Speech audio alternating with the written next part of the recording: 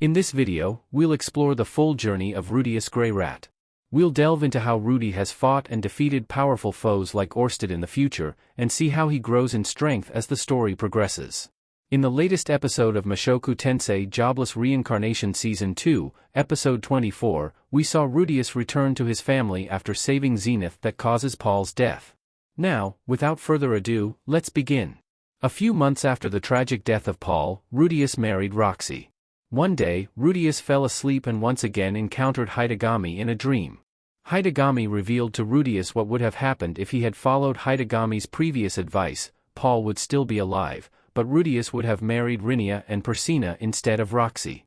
Heidami then asked Rudius to check the basement of his home. Due to the many tragic events in his life, Rudius has become more trusting of Heidami and agrees. As Rudius is about to leave his room to check the basement, an old man appears and introduces himself as the future Rudius. The future Rudius warns him that going to the basement as per Heidami's instructions would trigger a chain of events leading to a mouse infecting Roxy with a deadly magic stone disease, which would slowly turn her to stone and kill her. The future Rudius reveals this is apparently part of Heidami's plan. He also explains that Heidami will manipulate events to have Princess Ariel return to Azura to start a revolt, leading to Sylphie's death in battle. The future Rudius also advises the present Rudius to forgive Eris and rekindle his connection with her, suggesting he send her a letter in the Holy Land of Swords.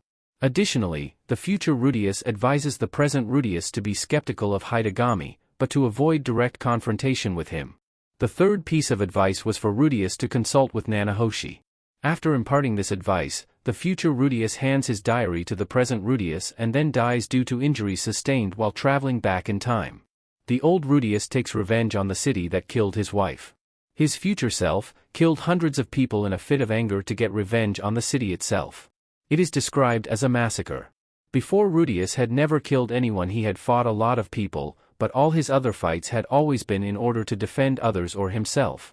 Him taking revenge, on the other hand, was fueled by nothing but hatred and anger. He became a completely different person after that. The old Rudius experienced a tragedy in his life. The present Rudius then cremates the future Rudius and buries his remains next to his father's. He then goes to the basement and confirms the presence of the mouse that would have infected Roxy with the deadly magic stone disease. Rudius kills the mouse and plans to send its corpse to the Magic Guild for study. Unable to sleep, Rudius begins writing a letter to Eris. He then reads the future diary, which describes how Roxy became infected with the magic stone disease, which can only be cured with god-rank detoxification magic. Rudius, Cliff, and Zenoba decide to travel to the Holy Kingdom of Meles using teleport magic circles to obtain the necessary spell book, but they are caught trying to steal it from a cathedral that can only be entered by an archbishop-level individual. According to the future diary, during the attempt to steal the god-class detoxification spell book, Cliff dies in the ensuing battle. Additionally, the magic teleportation circle they used to reach the cathedral is destroyed, leaving Rudius and Zenoba trapped in the Meles region as wanted men. By the time Rudius and Zenoba return home, Roxy has already succumbed to the magic stone disease and passed away. Elenalise is informed of Cliff's death and leaves town while heavily pregnant. Devastated by Roxy's death, Rudius becomes depressed and begins neglecting Sylphie. This leads Sylphie to leave the town with Ariel, who has returned to the kingdom of Azura. Rudius later decides to chase after Sylphie by following her to Azura, where he frequently encounters Eris, though she is unable to properly express her feelings towards him and instead just beats him. Rudius discovers that Ariel has returned to Azura in order to gather an army to perform a coup, but this ultimately fails, resulting in the deaths of Ariel, Sylphie, and Luke. After Sylphie's death, the diary describes Rudius spending more time frequenting brothels and continuing to have mixed feelings about Eris. Due to their actions in stealing the detoxification spellbook, the Mulius's church places a bounty on the heads of Rudius and Zenoba. Months later, Zenoba completes his automaton research and creates an android resembling Sylphie, but Rudius ends up destroying this robot.